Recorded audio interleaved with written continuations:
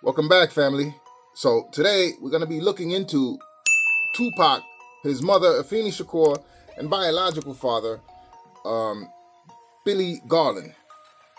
There's a lot of controversy swirled around the dynamics of these relationships because Afeni is saying that Garland was a straight deadbeat who didn't come around until Tupac had risen to notoriety.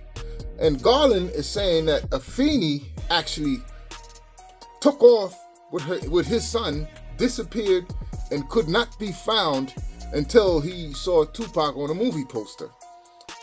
It's very hard to believe that you couldn't find your son, especially knowing that Afeni Shakur was very well known in New York. In fact, she was part of the Panther 21. This is a group of the Black Panther Party that were arrested with charges of attempting to blow up buildings, libraries, and police stations. They were all arrested, charged with 156 crimes.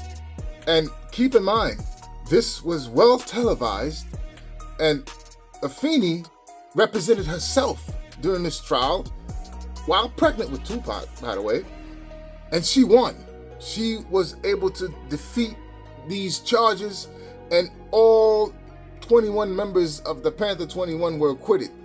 So she was stationary somewhere and could have been found. Where was Billy at this time?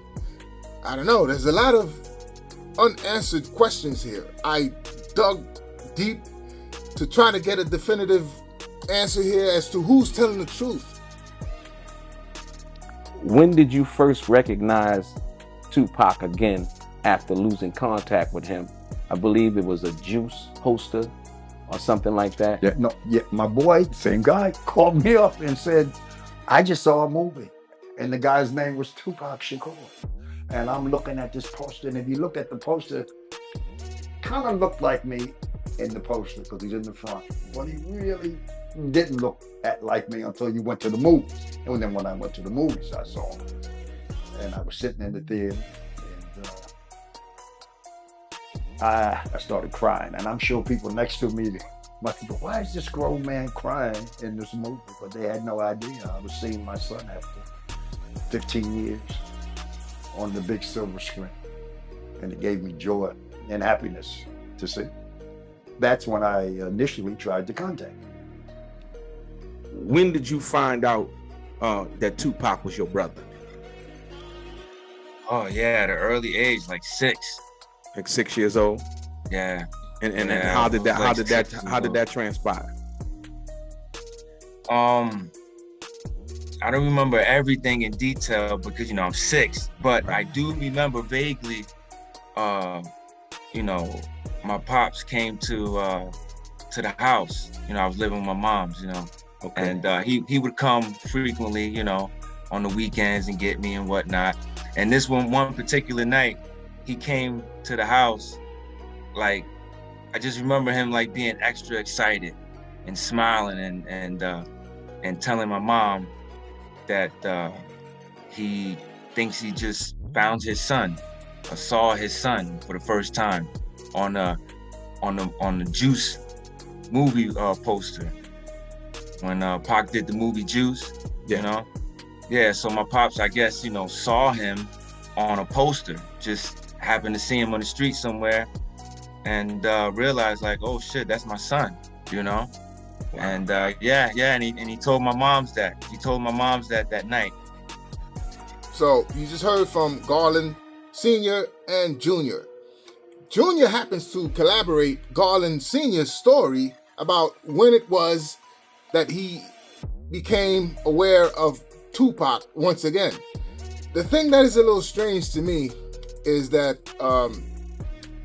if you were in Pac's life until the age of 2 or 3, as you claim, there must have been pictures. You brought your son around your family, and for 1 to 3 years, there's no pictures to be found. I dug, and I couldn't find any pictures. Now, I'm not saying that he's lying. I'm just saying if you had pictures to support your claim that you were in Tupac's life, it would make it a lot easier for people to digest.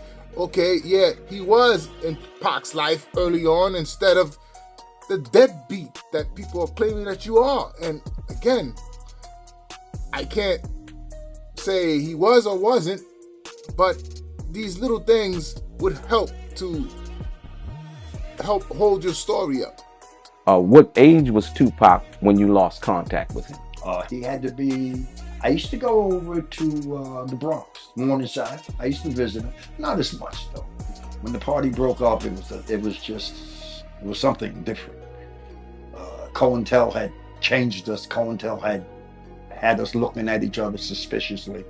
There had been a couple murders, Panther on Panther murder.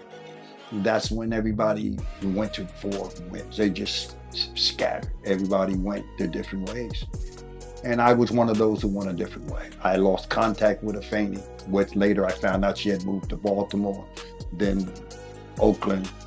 You see, so it was, I'd say maybe 13, 14 years, a gap of not seeing my son. People say, well, why didn't you look for him? I didn't know where. And then it was something that I wish I had more so. But nobody lived in stationary locations. We all moved. We had apartments. Even when we were in the Panthers, we had apartments throughout all the Bronx, all of Manhattan. We were like, gypsies. Not so much in that sense, but in the way we lived. We moved around a lot.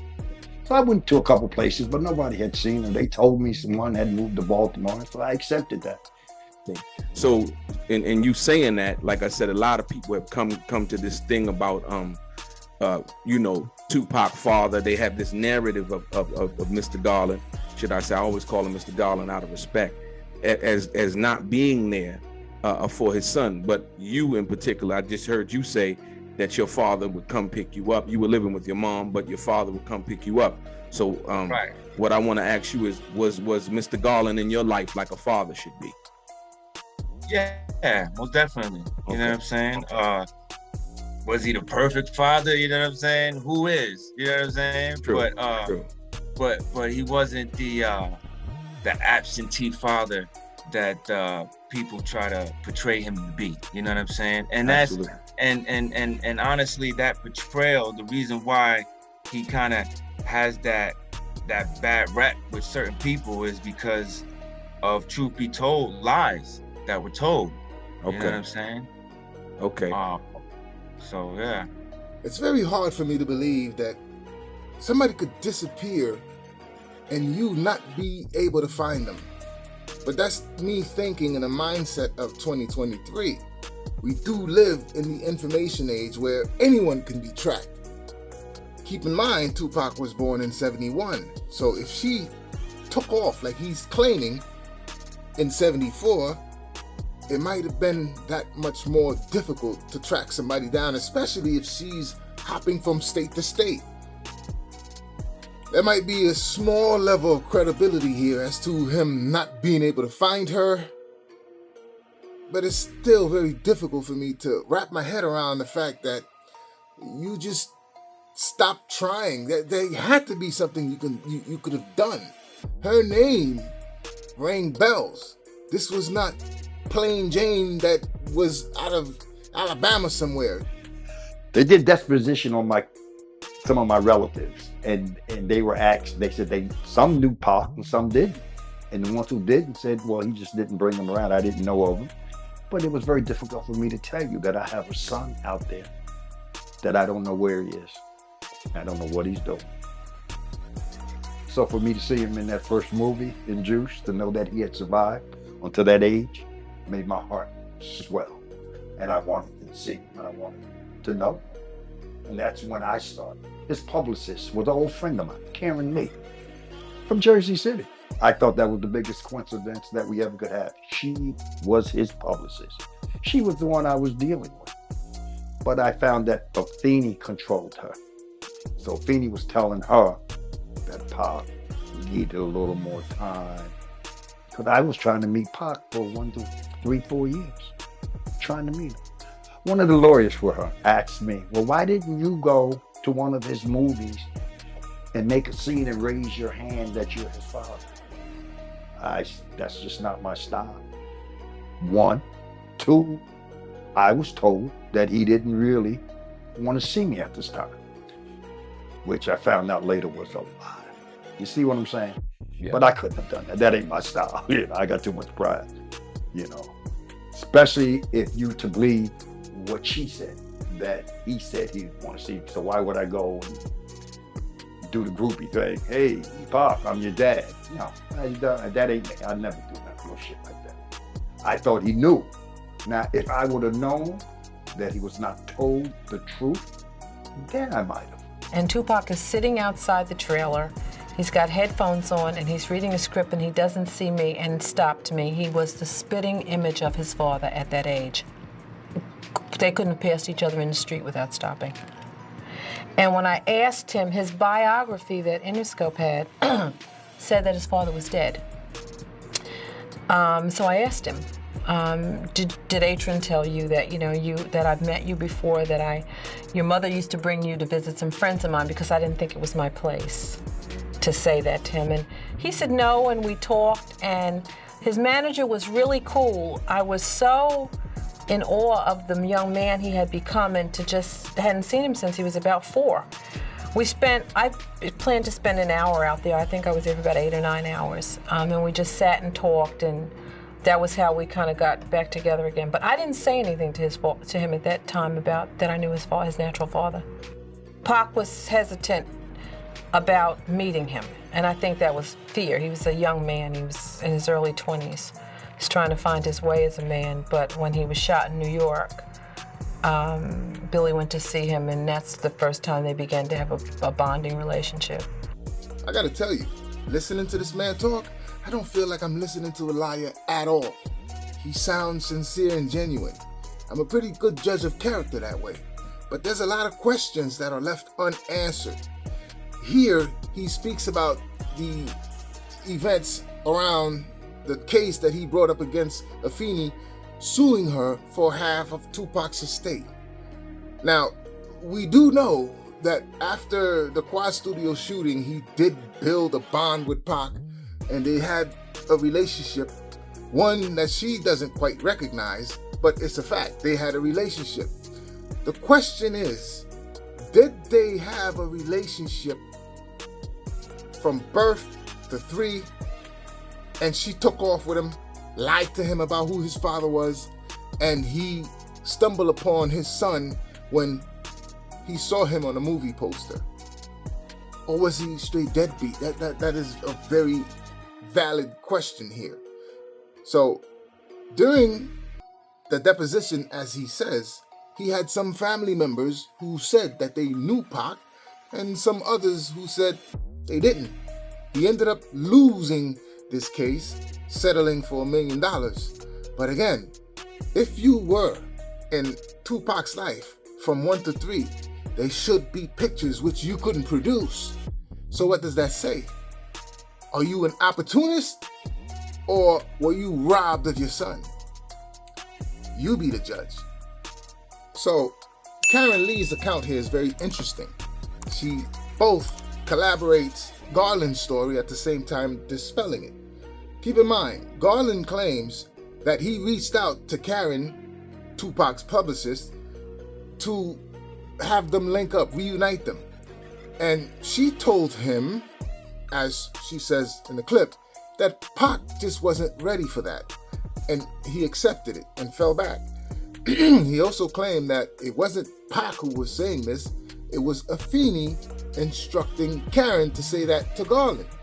So again, we do know that Karen and Afeni were very close, as you heard in the clip.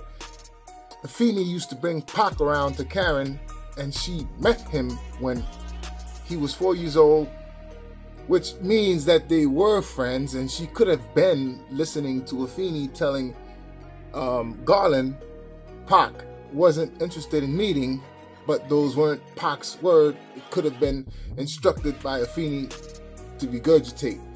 very complicated, but this clip here serves both as pro and con for their accounts. That lie that made me see her in a different light. So I didn't see my son until he got shot in Bellevue. Whereas I don't need you or anybody else to tell me how I can hook up with myself. I'll go to Bellevue and see my son. And that's when the first time he saw me.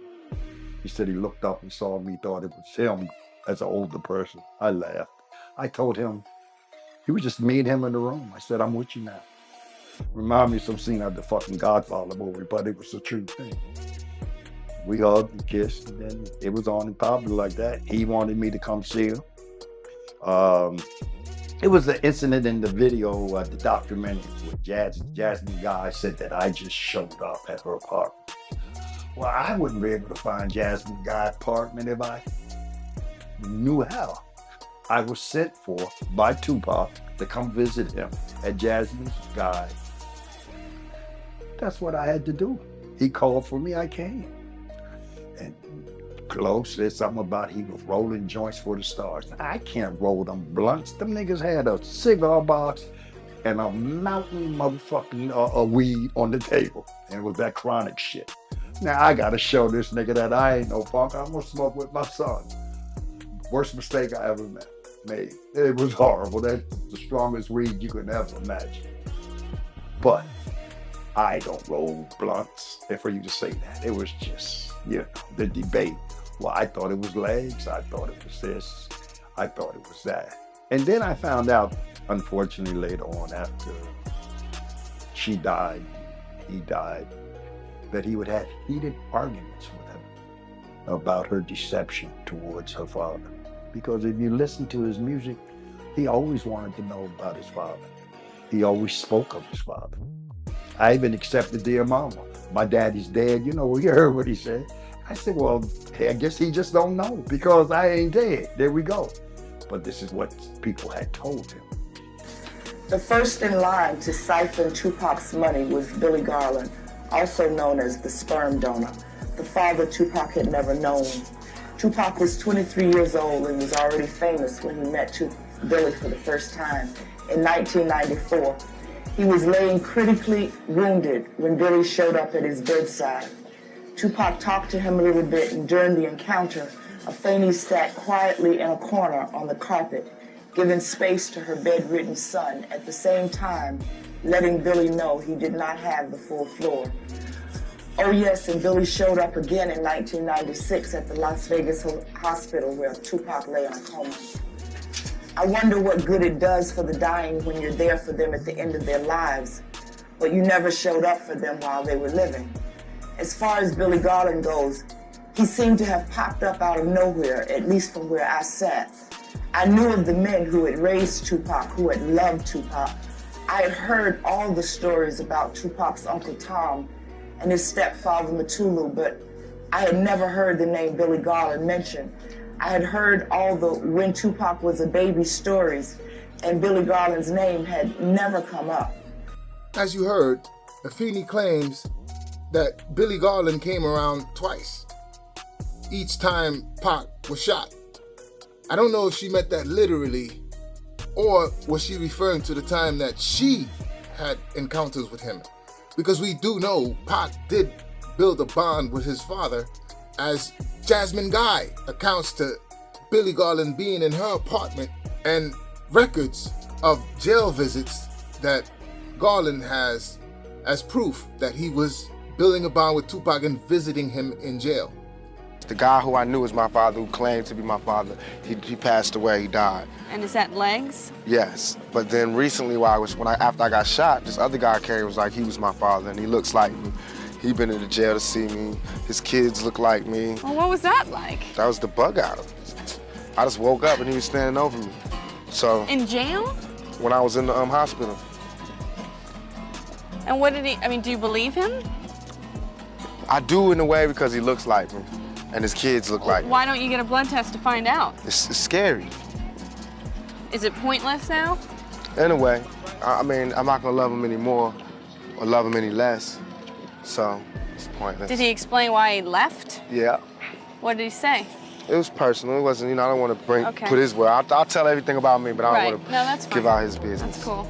Can you tell me why you looked at legs as your father? Because the way my mom's told me was like, he didn't even care. He was like, yo, because he slept with her around the same time. So he was like, you had a kid? She was like, yeah. He came and saw me in the bed. I had a real big head when I was a little kid. Same thing like right now. And he's like, oh, that's my son. No blood test, nothing. He was just like, that's my son. Took care of me, gave me money. But he was like a criminal too. He was a drug dealer out there doing his thing. So he only came, bought me money. Now I gotta tell you, Afeni Shakur is a very interesting woman. Very smart indeed. She was a teacher, an educator by day, and a volunteer at the hospital by night. She was married to Lumumba Shakur, and that marriage came to an abrupt end when Lumumba found out that Pac was not his child. Interestingly, she remarried his brother, Dr. Matulu Shakur. She had another child with him, and he was later on arrested for orchestrating a heist that left 3 people dead, 2 police officers, and an agent. They supposedly took $1.6 million. He was later found guilty of this crime, sentenced to 60 years, and their marriage ended after he was sentenced. So there was always a question as to who was Pac's father. And during all these accounts of the early years, there were no mentions of Billy Garland. Where was he? Was he in fact coming around, as he claims, coming to the Bronx to visit Pac when she was married to Lumumba? When Tupac died, you sued the estate. Most people think that it was out of greed. Here's your chance to explain to the world your side of the story. Why did you sue Tupac Shakur's estate? It was an insult. I was Tupac's father. After the quad shoot, I was in Belleville. I was Tupac's father. All my many visits to Clinton, prison in Dannemora. I was Tupac's father in Las Vegas. Me and Afeni's in the Golden Nugget crying the night he died. So I was Tupac's father up until he died. And when it came time, I think it was the rebate or the death certificate. I think it was the rebate paper. I think it was the death certificate papers. The probate? Probate. Probate. Okay. Probate. Okay. And she had signed it that she was the mother. In that little section that says father, she had put that he was dead. Wow, broke my heart. Broke my heart. Could have talked to me. I didn't want no money from Tupac. He was the mother. I didn't care. But for you to disrespect me and treat me like that, what else? I don't want this state. I just wanted to be noted that his father is alive. I'm not dead. And I resented the fact that you had said that. And you knew I wasn't. I wasn't dead all those other times that we were together with our son. So how did I die all of a sudden? And I can only deduce that it was over money. If you want to catch the full Billy Garland interview where he speaks on his son, the relationship, Afeni, tune into The Art of Dialogue. It's a 2.5-hour session and he reveals a lot, so tune into that. What do we have here really? Is Billy Garland telling the truth? Was he robbed of his son by the hands of a scorned woman because he no longer had time for her? Or is Afeni telling the truth? Was this man a deadbeat from jump? He was never interested until his son had become a star? I don't know. I don't really know 100%. I would lean towards Afeni if I had to make a choice, but there's unanswered questions there as well. Look, Garland has 6 other children. We've heard from one who attests that he did come around. He was not an absentee father. So why would he be an absentee father to Tupac? doesn't make sense. He had 2 other kids prior to Tupac coming along, and he saw them. Why would he not see Pac? Also, why would a woman lie to her son about who her father is, unless she plainly just didn't know? Then, again, lie on probate papers about the status of the father so that all the claims to the estate can go to you. There's a lot of unanswered questions here, and I don't really want to push too hard towards Afeni because she's no longer here, God rest her soul, but there's a lot of unanswered questions. What do you guys think of this? Who side of the story do you believe? Is he straight deadbeat, or did a scorned woman run off with the baby? Dug deep to get some definitive answers here. What I was looking for was pictures of Garland and Tupac. Pictures speak 1,000 words. If you had pictures or tangible evidence that you were around, you would have won your case against Afeni and have been granted half of the estate, but you couldn't prove it. And I don't think you've proven your case to me. Like I said, you sound very convincing and you don't talk like a liar.